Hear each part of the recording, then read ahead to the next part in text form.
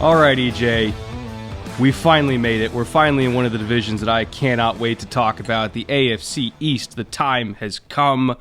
I've been waiting for this one since we started because from top to bottom, this division is just fascinating to me, including the teams at the bottom, quote unquote, the bottom for now.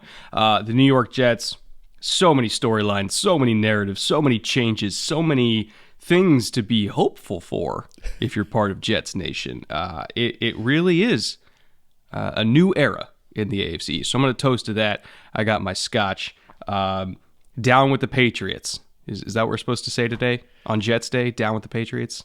I think that would make Jets fans extremely happy if we said down with the Patriots, and a lot of other NFL fans too, who are still, getting over the last 20 years of dominance. They're never going to get over it. They're never going to get over it. Even Bills fans who got to exercise some demons in the playoffs, they're just like, yeah, we want that again and again and again for 2 more decades, and then it'll be even. Yeah, salty. Salty's a good way to describe it. And I get it. Trust me. But I, too, am really excited to talk about the Jets today. And that's not something you always get to say, but it is 100% true this year. Loaded up with players, coaching staff that seems ready to turn the corner.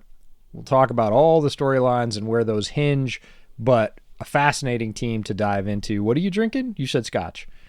Yeah, so this is a Brooklyn Port Charlotte, which I did not know until about 30 seconds ago that it's actually 100 proof, which explains why every time I drink it, I have a wonderful night. So yes, we have longer shows. It's going to be a great show. It's going to be a great show. Also, not for the faint of heart, very, very, very smoky Isla Scotch. So before you go buy it at the store, make sure you're into that, or you're basically just drinking a campfire. So just be aware. You'll be regifting it if peat is not your thing. Yes.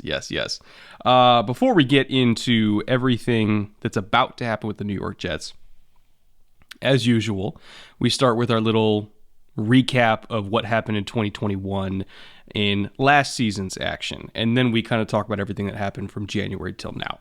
Obviously, did finish with a 4-13 record, was not maybe what a lot of Jets fans hoped for. Not that it was the worst season in franchise history. A lot of things that were out of their control went wrong. Some key injuries that really hurt them, but maybe wasn't as exciting a first year in the Saleh and Wilson era as maybe we hoped for. They did finish last in the division.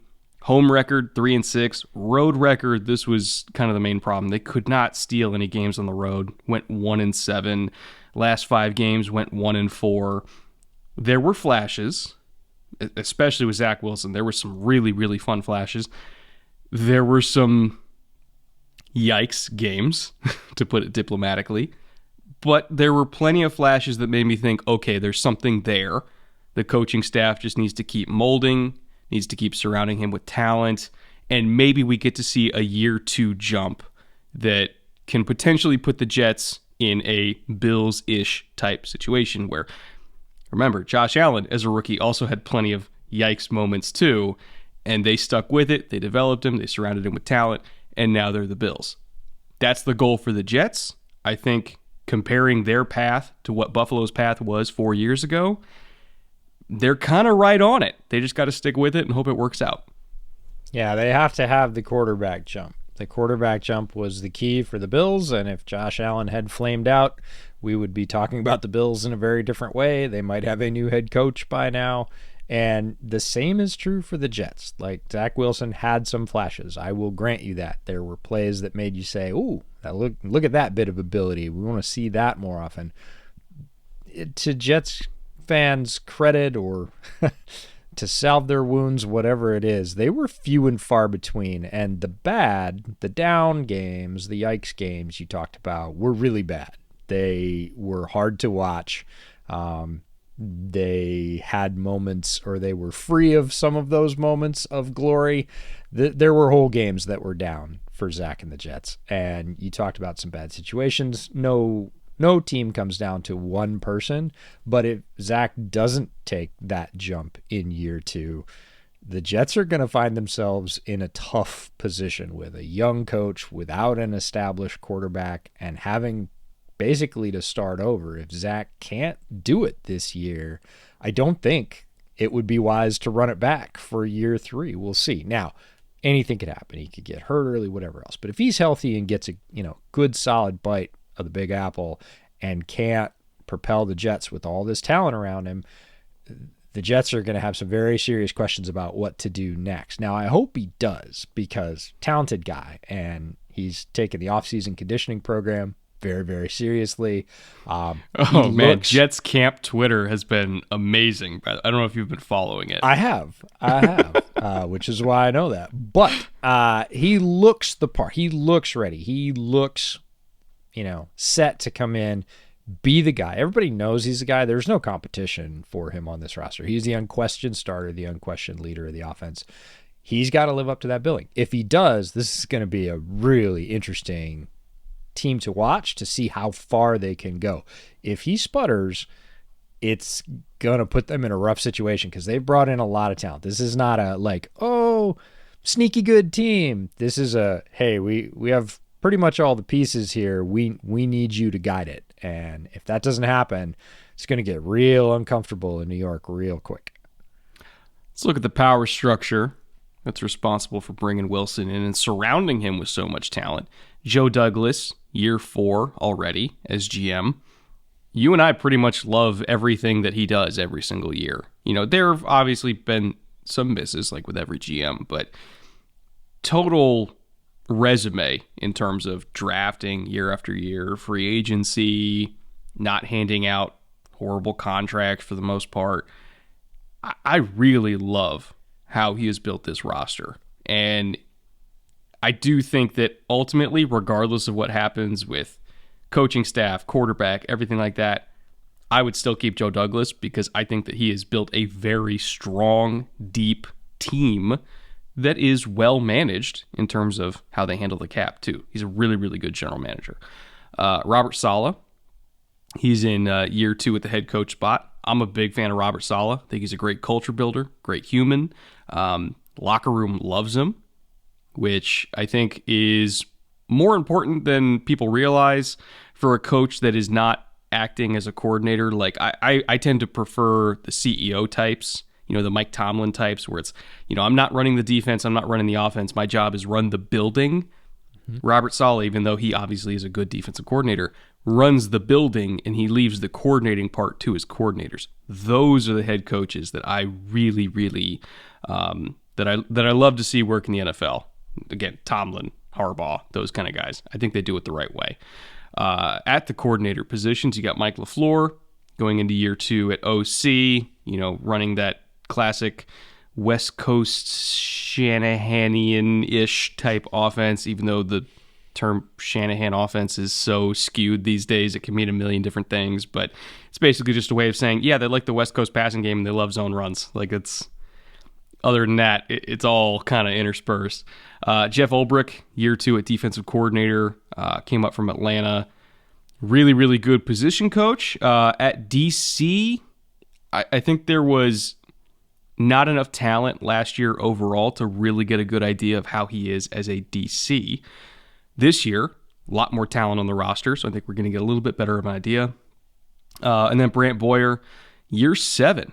He's actually one of the holdovers from the old regime that has survived. Actually, I think he's survived 3 different coaching staffs at this point. So if you're a good special teams coordinator, generally whoever the new guy that comes in is going to keep you, because it's hard to find a good special teams coordinator. That is actually a much harder position to hire for than you think. So when you get a good one, don't let him go. He's got great job security there. And the entire roster. That's one of the entire things roster. Yes. About special teams coaches is they work on, we'll say, both sides of the aisle, right? They pull from offense, from defense. They, positional guys and sort of the guys that are primarily special teams in that third phase, but, have responsibilities. They know everybody. So if you're a new coach coming in and you like your special teams coordinator, they can be a great ally, because they can give you the skinny on the entire team. So I'm with you on Douglas. It feels different. The Jets for a while were lots of swings and misses, lots of wild swings. It felt like they sort of changed tracks every couple of years in terms of their overall plan to build. And that really, it fractures a building. It fractures a a fan base sometimes, definitely is difficult on the cap or cash, however you're looking at that. Joe Douglas seems to have a unified approach. He seems to be able to hold the line and say, nope, we're going to build the team this way. This is what I'm going to prioritize. Saleh seems in lockstep with that, as well he should be. And I love Saleh in terms of the way he approaches people, whether it's media, whether it's players. He seems like a very respectful guy. He's a very intelligent guy, and I want to see him win. I want to see that rewarded. But bottom line is the NFL's got to see wins, or it doesn't matter how nice you are, right? However you get them. But I want to see Robert Saleh succeed. And Joe Douglas, again, either way, if Zach Wilson works out or he doesn't, he's still got a roster that he could go get a quarterback either through trade or by drafting another one and have a team that's set up for success for the next the foreseeable future in the NFL is 2 to 3 years, and Douglas has built a strong enough foundation for that pretty easily.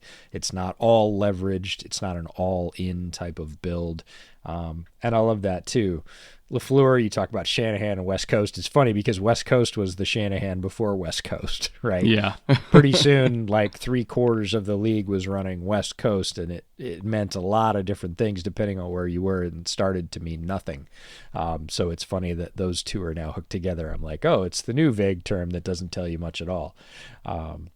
Ulbrich is a great guy, but I'm with you. I want to see. I think he was really counting on Lawson last year. I really think he was counting on Carl Lawson, and Lawson went down early, and they did all right. They scrapped, and they definitely had some games where they scared some people. I too want to see it with all the pieces on the field and see how he can do helming the whole ship. And Brandt, like we said, great guy. If you survive a coaching change or a regime change, really, because he did that too, he's been there longer than Douglas, that's impressive in the modern NFL. There's a lot of house cleaning that goes on, and I don't care if you're a position coach, if you're a coordinator, if you're a scout, if you make it from one regime to the next in the NFL, they liked your work. Looking at the notable assistant coaches under the coordinators, I can't remember if we looked at these last year or not, but I legitimately had no idea until we were starting this episode that Miles Austin is the Jets receiver coach. They have a lot of former players on their staff. Miles Austin, I didn't even know he was coaching, let alone the actual wide receiver coach of the Jets. That's the reason we do That's these. My childhood, man. Miles Austin, he was my fantasy wide receiver 2 god for years. He made you money, did he? No, that's the reason we dig these up. We mentioned some of them last year, and the reason that I made it its own segment this year is because this is where all the next coordinators come from. This is where all, the guys that become the hot coordinator and get the headshot 2 years from now come from. And we wanted to sort of go one layer deeper in the onion, pull that back for all of you. And there's a lot of recognizable names with the Jets staff, especially. But this year, focusing on it, there's definitely guys that have been in place a couple of years that I'm like, did we know that last year? So this year on offense, the Jets have got Ron Middleton. He's their tight ends coach. He's a former tight end himself. 5 different NFL teams, 10 NFL playing seasons, and 11 NFL coaching seasons. So if you're talking about NFL experience, you're talking about 21 years around the league as a player and a coach. Ron Middleton made a lot of headlines last year, giving a pregame speech. A lot of people were like, I would run through a wall for Ron Middleton, and I would too. So he's right up at the top of the list. You brought up Miles Austin, wide receiver, former, best known as during his Cowboys stretch, but also played for the Browns and Eagles. He is coaching wide receivers for the Jets, not a surprise. And Taylor Embry, kind of on the other end of the spectrum, was a former Chargers wide receiver, but didn't have anywhere near the professional career that Miles Austin did on the field, but he's coaching running backs for the Jets. So some recognizable names there. On defense and special teams, Marquand Manuel, longtime NFL safety, 6 different teams, is coaching DBs/safeties, so really a secondary coach, but focusing on safeties. Ricky Manning Jr., this one's fun for me because he had a good stint with the Bears. He is a defensive assistant, former DB himself with the Rams, the Bears, and the Panthers.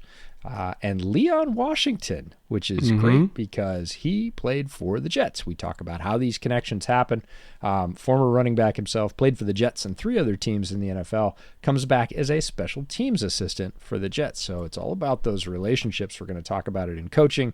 We're going to talk about it when we get to the free agents a little bit, like, hey, how did this guy end up with the team? Well, here's the connection he has to the current Jets regime. So I think it's fascinating to dig in on this and see where guys came from, where their experience was, if they left the league and went and coached anything from Pop Warner to Division III to, their old high school, and then they get picked up, and, what does that path look like? And it's so different for so many coaches, but great little section to sort of run the Wayback Machine and just like you go, oh, Miles Austin, like he was always on my fantasy team, and now he's coaching the wide receivers for the Jets.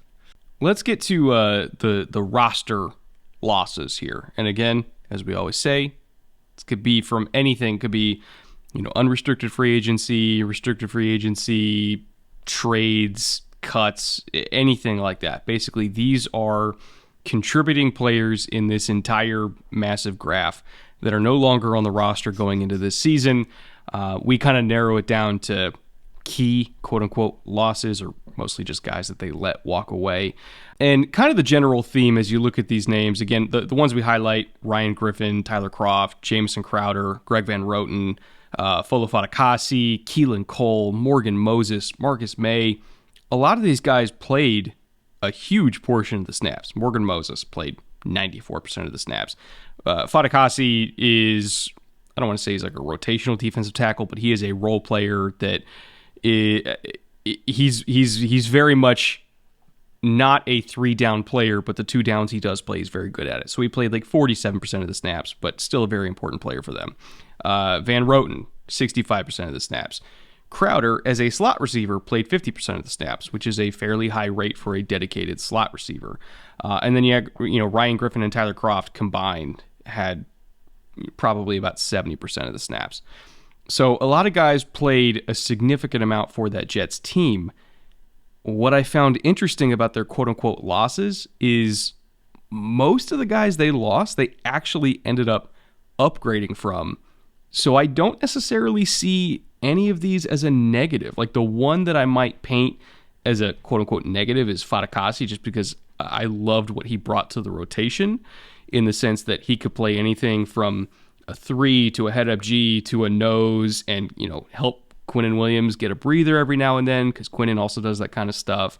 And I think that he was key for that. But looking at Moses, like they're good at tackle still. Van Roten, they're even better at guard. They upgraded at tight end. They still have a good slot option. Like, even though they lost these guys, the team is still better. And so I think that's kind of a testament to Joe Douglas and how he's very strategic in terms of how he cuts bait on some contracts he doesn't really need. I would say purposeful.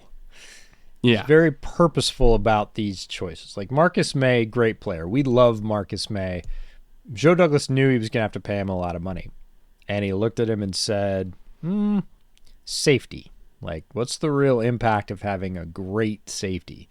And what am I going to have to pay for that? And here's the kicker. Health has been an issue for May. Missed a bunch of time last year. Do I really want to tie up a bunch of money in a position that has a little bit lower impact with a guy that has an injury risk? Or do I want to go and do some of the moves that we're talking about? And will I feel that's good enough and I can rearrange those assets? So it's a very purposeful approach. And I'm with you when you look at the ones they lost and the ones they gained. It seems at worst a push, right? At worst, when you're going line for line, you go, so they're about the same. I can't think of any where I went, oh, well, yeah, I mean, you could, but that's a downgrade. It's at least even, if not, like you said, ooh, that's better. They got an upgrade. And I mean, looking at the guys they did re-sign, it's mostly, depth players. Nathan Shepard for like $1 million, Tevin Coleman for $1.5 million, Connor McDermott, $1.5 million. LaMarcus Joyner is going to be a starting safety for them, but he's getting 2.6. and it was on the older side, but still, you're getting a starting safety in today's economy for $2.6 million. It's purposeful, I think, is the right word for it, where it's like, hey, we can spend money on stars and still get value elsewhere at our quote unquote, bottom tier contracts, and still field very competent players with quote unquote bottom tier contracts. So I think the strategy is clear for Joe Douglas, which is spend on star power, spend on positions that are harder to find, fill in the gaps elsewhere, and trust your coaches to get it done. The which tool does what thing for each GM is so fascinating to watch. And the reason we break out free agents in lost, re-signed, and then brought in from outside is it's pretty clear Joe Douglas's approach to the re-signed piece of this dirt cheap is fill the roster. You have to fill the roster somewhere. Some folks do it through the draft. I think notably about the Rams, getting a lot of choices in the lower rounds, trading away their higher choices for stars, and then filling out the roster with, hey, we're going to get a bunch of 6th-round picks. We're going to get a bunch of 5th-round picks. That's going to be our backup safeties, our special teamers, our third swing guard. Those are all coming from down the roster. Here, Joe Douglas has 2 guys. I only highlighted 2 guys in his re-sign. Lamarcus Joyner, who, yes, is going to be a starter, but like you said, is going to be a fill-in and sort of match. And then Braxton Berrios, they paid $6 million, which, sounds like a lot for Braxton Berrios' role, but when you realize the going rate for starting outside wide receivers is $20+ million, and inside guys are regularly getting $10, $6 million for a guy that was productive and is going to pencil into either that 3rd or 4th, probably 4th wide receiver role. Pretty good value. They obviously liked him. They had him play special teams for them as well. 2 guys out of like the 15 or 18 guys that are here that they re-sign that are even sort of notable enough to get the highlight. Everybody else is $895,000, $895,000, $895,000. And these are the guys that are going to fill the bottom of the roster. So this re-signed portion or re-signed tool Joe Douglas uses to get those guys. He's not using that for the big dollars. There's no $20 million contracts in the re-sign section. Now, the big dollars, he's using that on third-party additions, the guys he's bringing in from other teams, which, boy, he brought in some really, really good players at, in my opinion, some really, really good values. Laken Tomlinson's probably the most money they spent for anybody at about $13.4 million for a top-tier guard that's going to slide in at left guard from day one and be a rock-solid force for you. I love that deal. I love it specifically for Zach Wilson. Jordan Whitehead, makes roughly the same as what May is getting elsewhere, but the difference is 1-year deal versus 2-year deal. So they can get out of it after this season, and then, compared to the May deal, they're going to get $7 million back next year, where if they want to re-sign Whitehead again, fine, go for it. But if not, if they want to spend that $7 million elsewhere, they can do that, and hopefully by then Ashton Davis is developing along nicely, and he becomes a cheap starter for them. So I love that contract maneuver, where it's technically the same per year, but it's for less years, so it's more maneuverable. CJ Uzomah, better tight end than anybody they had in the roster last year, so bringing him in at $8 million is awesome. Tyler Conklin at $6.75 million, again, for the tight end 2 role for them is great. They drafted a tight end 3 who we both like, who probably won't get very many snaps, but I do think ultimately will be a part of their future. We'll talk about him in a little bit. Jacob Martin, $4.5 million for a guy who's going to come in and get 30 to 40 pressures for you. Hell yeah. DJ Reed, a starting caliber corner for $11 million. Fucking great. And then Nate Herbig, I want you to talk about him, because even though they didn't need guard, there were several teams out there that wanted Nate Herbig, and they were able to get him. Yeah, Jets got Nate Herbig because they had the priority in the waiver order. Eagles cut him loose. Many teams put in their bid for him, but Jets got him because they were first. They had the highest priority. He's going to be a valuable rotational guy. You said they're very strong inside. They are. Nate Herbig's not challenging for a starting spot if things go well. but he is a very experienced and very valuable piece, and you are only as good as the weakest link on your offensive line. And this is another example of Joe Douglas sort of putting those bricks in place, that one injury on the interior offensive line is not going to hurt us, because I went out and got a very valuable asset that a lot of other teams wanted, and probably the Bears put in for Herbig as well. And if they'd gotten him, he'd be starting. He would be their starting right guard right now. So that's the kind of player where you're getting a player that can be a starter on another team, but he's a backup for you, and you do it anyways. Like that's very Chris Ballard like, right? That you're pulling in talent. It doesn't matter if we've got it, we're stacking it so that we are not only good against injury this year, but as we go forward, we've got options, can let guys go and sign big deals elsewhere if they play really well, and have an experienced guy without having an open hole in the roster. The Whitehead move I love, because I think he is extremely solid and was underrated in the Bucs defense, overshown by a lot of stars they had there. I think Jets fans are going to love Jordan Whitehead very quickly, and for $7 million, a very reasonable deal. Their tight end room is good, right? They are easily 3 deep, if not 4 deep, with Uzama, Tyler Conklin, Ruckert in the draft we'll talk about, and a guy that I really liked last year, Kenny Yeboah, as their 4th tight end. What an ideal role for him. If you talk about that as a 4 tight end room, and again, we talked about it during the draft, different guys with different skills. None of those guys are exact overlaps. They all bring some different strengths that you can bring in certain packages. That's great. That's much better than their tight end room looked last year. Again, Douglas sort of stacking pieces and saying, I'm going to give us depth, I'm going to give us options. Great approach. Laken Tomlinson, they're bringing him in as a starter, $13 million. I get it. Reed at $11 million. This is like perfectly timed, either second or early third wave free agency shopping, right? It's not dumping a bunch of cash for big splashes in the first, 2 days this year. It's usually the first week, but the first wave felt like 2.5 days where everybody just opened up the money bags and dumped them out on the ground. Douglas sort of held his powder through that, and then went and got guys that are going to contribute, playing roles, aren't too expensive, real values, great, solid team building approach. I'm convinced that they signed Reed because they weren't sure, because they got him, I think, in second wave of free agency. So what is that, like late March, something like that? Yeah. I'm convinced they signed him because they weren't convinced they were going to get Sauce, and then they got Sauce anyway. So now your top 4 corners, if you're looking at the Jets depth chart as a whole, DJ Reed and Sauce are probably your starters. Bryce Hall is your technically dime corner because he's not going to play inside. That's going to be Michael Carter. Bryce Hall is your dime corner as your 4th guy, as your injury insulator, is awesome. Bryce Hall was really, really flashing a lot last year. Played very, very well, not just in spurts, but consistently.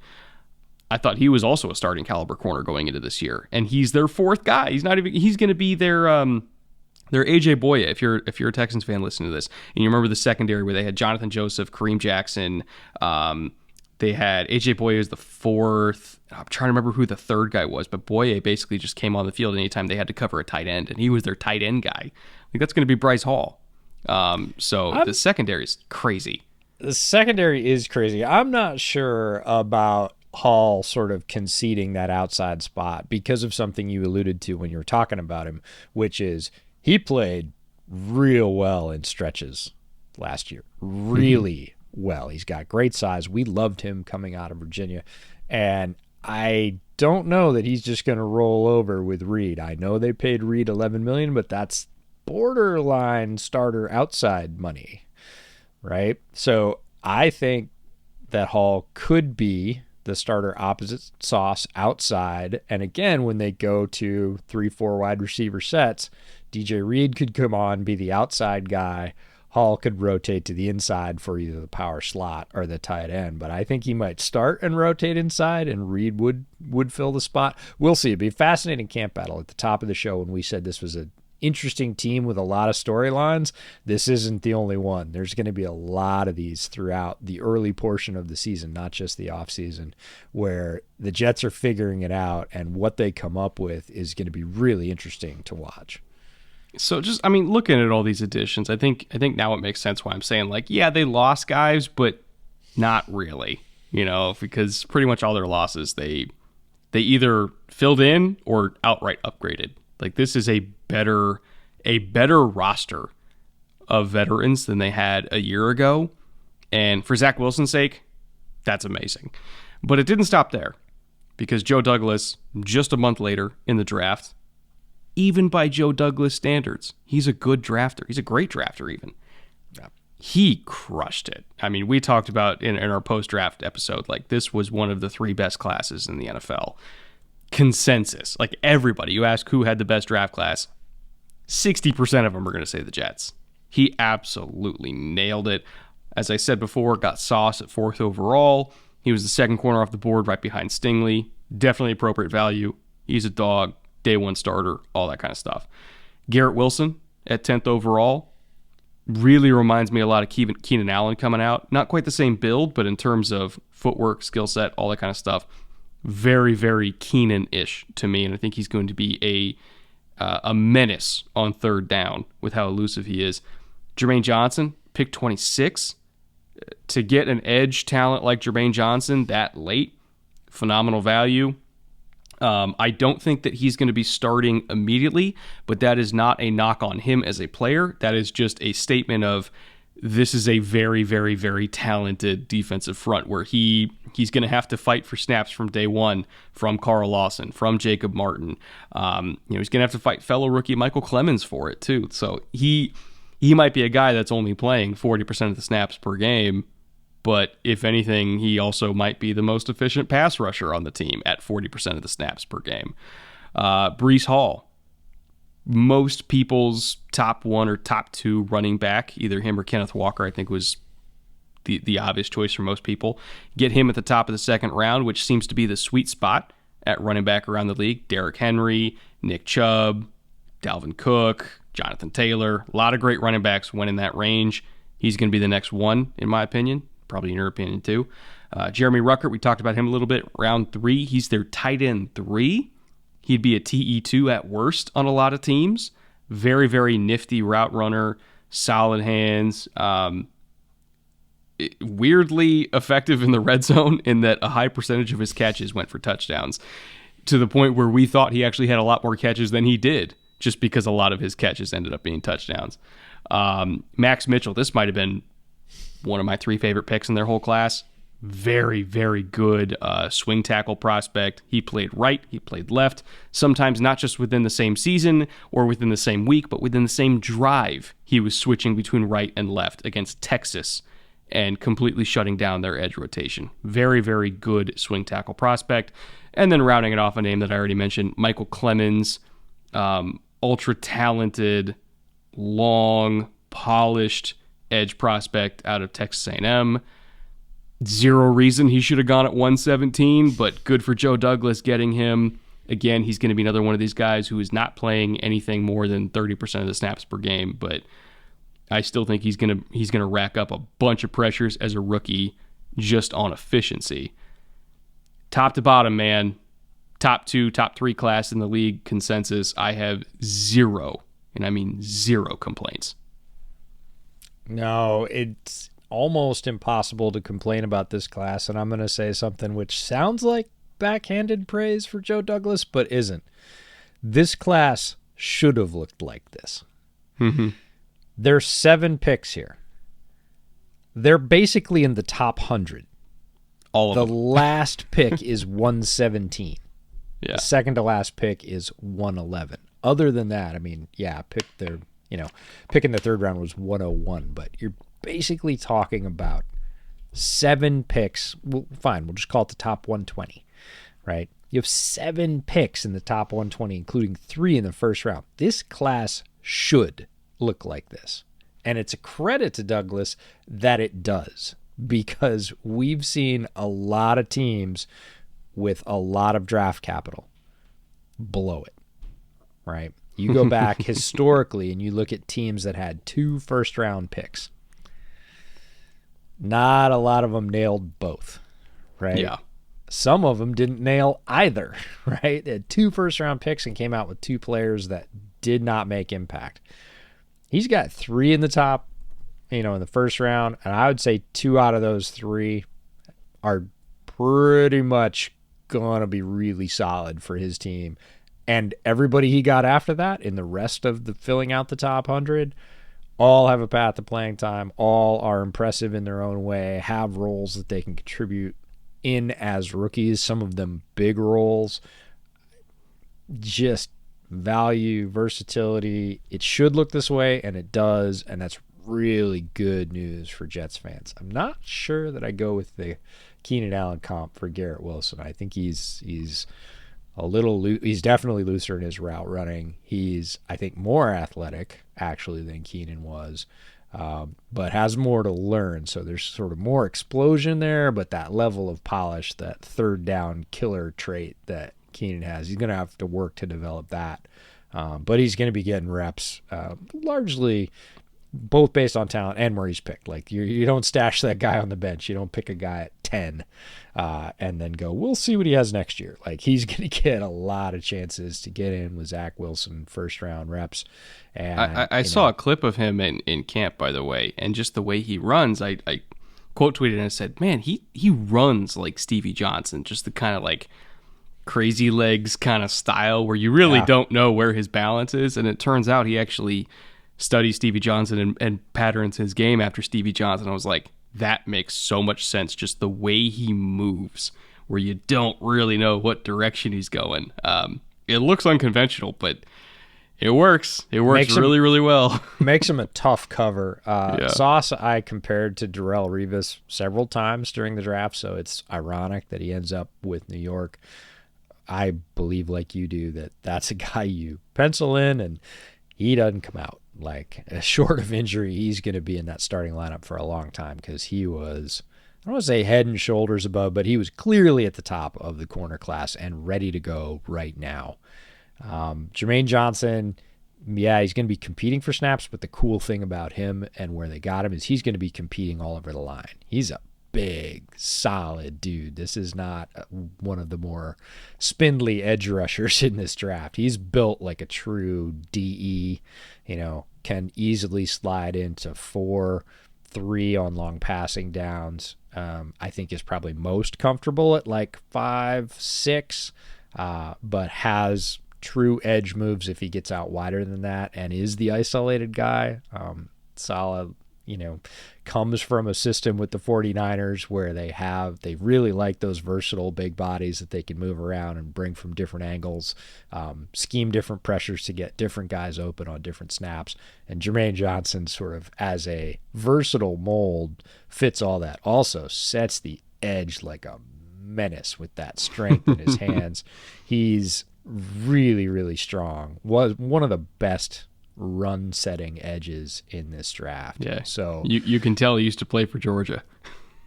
Yeah, he's a heavy dude and can move all over. That versatility is going to help him a lot in his rookie campaign, and it's going to help the Jets too. Yeah, this whole class just reminds me a lot of if you remember the 2013 Vikings group where they had 3 first-round picks as well, and out of those 3 first-round picks, they got Sharif Floyd, Xavier Rhodes, Cordell Patterson, and then just as added benefit, UDFA they got that year by the name of Adam Thielen. So hell of a class for the Vikings. And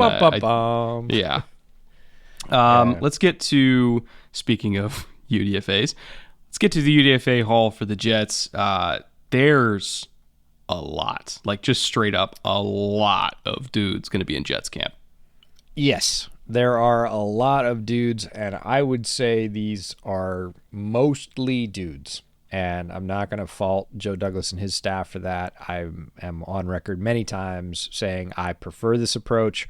Bring them all in, get a look, get your medical staff on them, get your coaches with them for 2 or 3 days in rookie minicamp. See if you've got anything. If not, maybe they're a midseason replacement, whatever. So there's a lot of names and not a lot of what I would call impact or star talent, guys that slip. There is one, and that's Zonovan Knight, the running back from North Carolina State. Goes by Bam.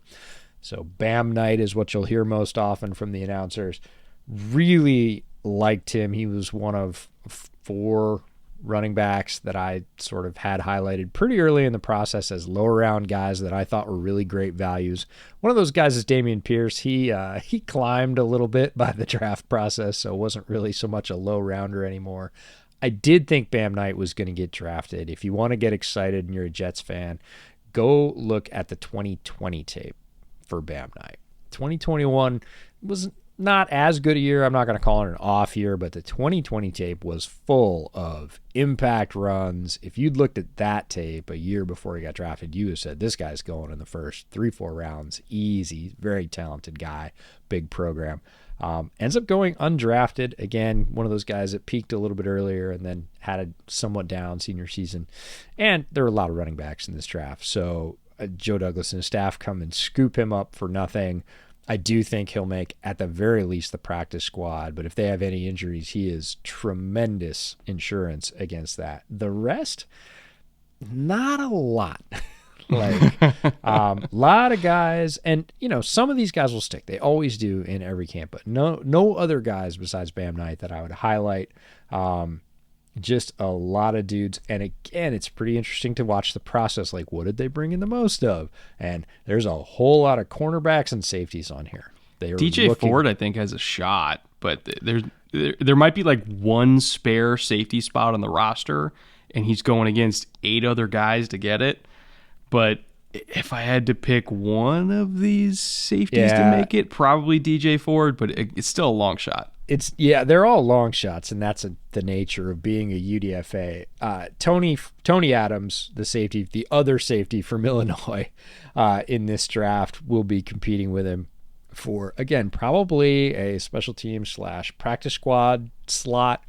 Practice squad rules have been relaxed even further again this year for the longer schedule, so guys can go up to the active roster and back to the practice squad multiple times during the season, even more so than last year. So just because a guy, quote unquote, makes the practice squad, it's not an insult, right? He could well be on the active roster 3, 4, 5 times during the year. And again, if you get that guy for free in UDFA, it's huge value. All right, time for Team Floor, Team Ceiling. This is the segment that we wrap up every show with. This is our impressions of what is their ceiling in wins and what is their floor in wins. And just like a couple other teams out there, the Jets are one of the teams that I think has the widest ranges because a lot of their success or failure depends on Zach Wilson. And we don't really, we have high hopes, we have expectations. I mean, you and I both had pretty high grades on him. We both thought he was a first-round talent. And I think if he reaches the potential, to me, this is a 10-win team. I think they could absolutely go toe-to-toe with most of the other AFC powerhouses. I mean, hell, they ripped off some wins against AFC powerhouses last year, and they weren't even a very good team. So it's possible that they could be a 10-win team, make the playoffs, all that kind of stuff. Will they push the Bills for division lead? I'm not going that far yet, but yeah, you told me tomorrow they're somewhere between 5 and 7 seed. I'd believe it. That being said, if Zach Wilson does not take the next step, and by take the next step, I mean, is he better in structure? Because a lot of the flashes we saw, it was very similar flashes to what we saw at BYU. It was out of structure stuff. When a play broke down, either due to him holding the ball too long or not. Sometimes plays broke down that really didn't need to break down, but he still made it happen anyway because he's Zach Wilson.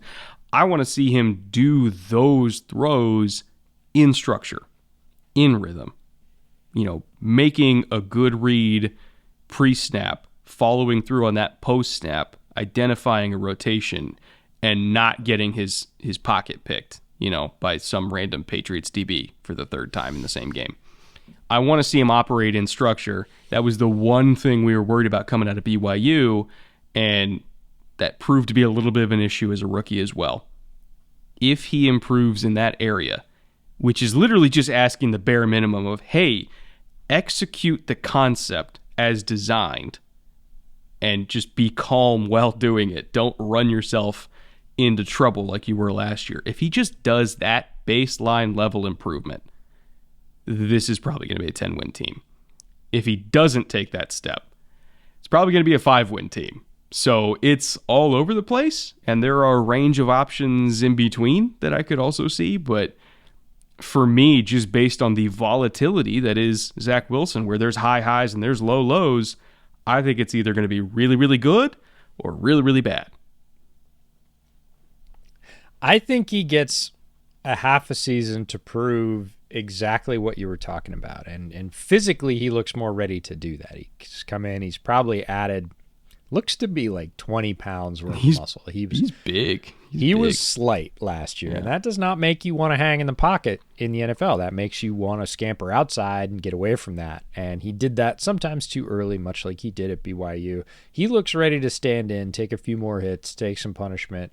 But it reminds me very much of Patrick Mahomes in his first starting season, not his first season in the NFL. And Andy Reid had a rule, and the rule was the first 2.5 seconds are mine. After that, do what you want. But for 2.5 seconds, you have to do what I say, right? You have to do it the way I say it. You have to go through, like you said, the play is designed. I need you to stand in. I need you to execute your reads. If it breaks down after that, hey, man, I don't want to legislate the cool stuff out of your game. Go do you, right? But if you do it before 2.5 seconds, you and I are going to have a conversation. And it feels like LaFleur probably has to have a similar rule with Zach, which is for 2.5 seconds, do what I'm telling you. Go through these reads. Make your pre-snap adjustments, hang in, play from structure. After that, hey, man, if you want to roll out and throw a 65-yard bomb for a touchdown at 4.5 or 5 seconds, have at it. Go Which for he it. can absolutely do. Yep, he's good at that part. We know he can do that part. It's the other part that you're going to get 60 to 70% of your production in that first 2.5 seconds in structure in the NFL. That's the way that it works. You're going to have your flashiest plays after that outside. That's fine. I think he gets 9, maybe 10 games to do that. And if he doesn't, I think this team makes a really interesting pivot. You know what? Who? Nobody. They keep Zach Wilson in the game, and they take the ball out of his hands, and they become the Tennessee Titans. Oh, you're saying, it's the Breece Hall show for the second half of the year. They load up. Yeah. They've already got a very talented and powerful offensive line, and they say to those guys, guess what? You're going to get to eat. We talked about they have 4 tight ends. They could keep 5 on the roster if they want to. They actually have 6 in camp, 7 if you count a UDFA. Like, they could have load up 5 tight ends, that very powerful offensive line, Breece freaking Hall and Michael Carter giving him, breath if he needs it. And they go, Zach, you're going to throw the ball 15 to 18 times a game, and we want you to make some plays on those throws. Other than that, Breece Hall's getting 20, Michael Carter's getting 5 to 7. You're throwing some flares other than that, and you're going to get to take somewhere around 15 shots a game on what we would call traditional past the line of scrimmage passing, but no more. Like, we are literally taking the ball out of your hands because you've proved to us over those first 10 games that you're not taking those steps, and we can't afford to lose this year, so we're going to go bully ball. We're gonna transition. We got this running back. And that could work, though. I mean, Titans are making playoff runs, It makes that Breece Hall pick make a lot more sense. A lot of people said, they had all these high picks, and they picked a running back with their 4th pick, way up there. I think this is their hedge, right? We want Zach Wilson to make plays. We gave him a receiver at number 10 first. We didn't pick a running back at 10. Like, we're giving him all the weapons. We want him to take that step. But if he doesn't take that step, Robert Saleh and LaFleur both have roots in San Francisco. We're going to a varied and attacking running game, and we're going to hope our defense holds, and that's how we're going to gash people. We're going to limit, which is not an unlike Jimmy G sort of game plan. They're familiar with it. I don't think they'll start with it. Except if we need to throw a deep post, Zach Wilson can do that. I fully agree, but if they're not comfortable with that bias we talked about, in the pocket plays versus outside plays that happen much later, if he shows growth there, they're going to let him have his leash, and they're going to win that way. But if that proves over the first half to starting to get into 2/3 of the season, they're not going to wait all year. They're not just going to let him keep chucking it up 25 times a game if he hasn't made good decisions and he hasn't, again, learned to maximize that early part of the play. They're gonna put the ball in Breece Hall's hands and say, go mash a bunch of people offensive line. Well, fascinating team.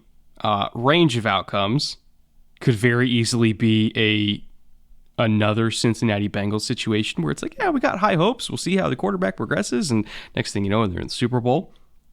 Could very easily happen to the New York Jets too, as wild as that is to say. And it could go the opposite way, to say it nicely. My ceiling's 8. My ceiling's 8. I want to see Zach Wilson prove it.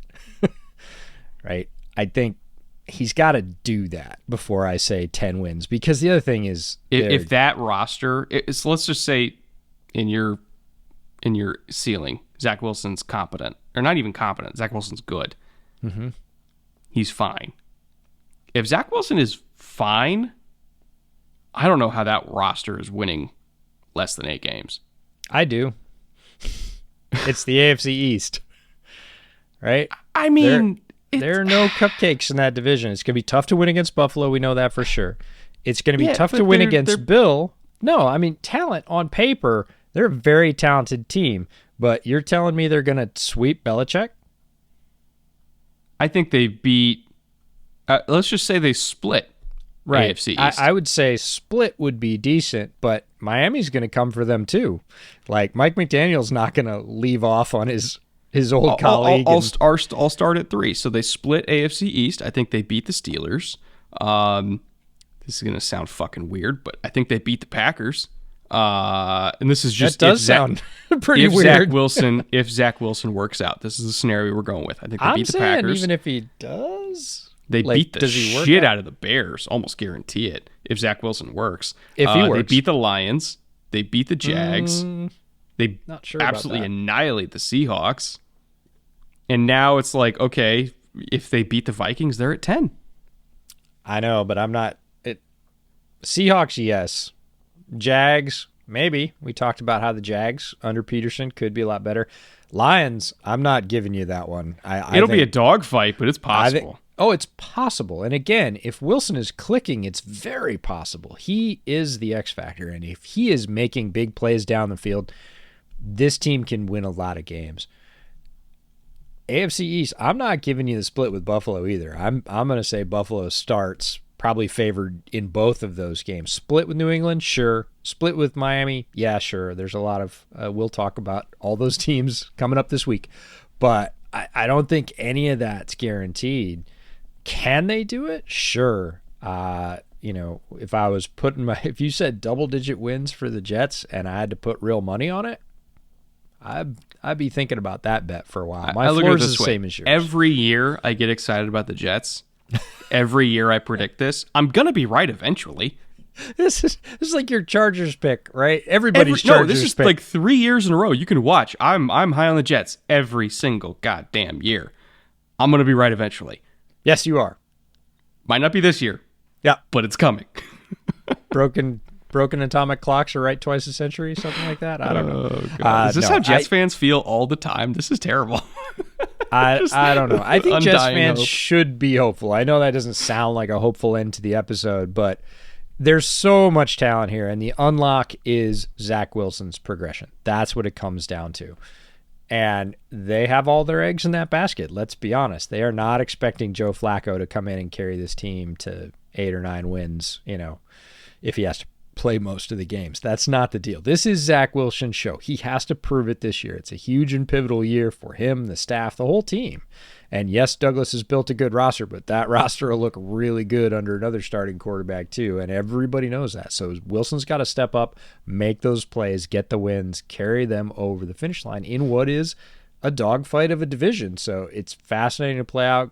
Variability, I would say, is high, and so much pressure. There's always a pressure if you're a quarterback in New York, but there is so much pressure on a second-year quarterback to say, no, you got to do it. When we talked about all these roster moves, what they did is erase excuses. There are very few excuses left on this roster. And None. Wilson's got to carry him. Yep. All right. Well, this was fun. I love the AFC East, man. They're always entertaining. Every single year, they're always entertaining. Fucking love these guys. All right, we're going to be back tomorrow with, I think, the Dolphins, right? They're number 3.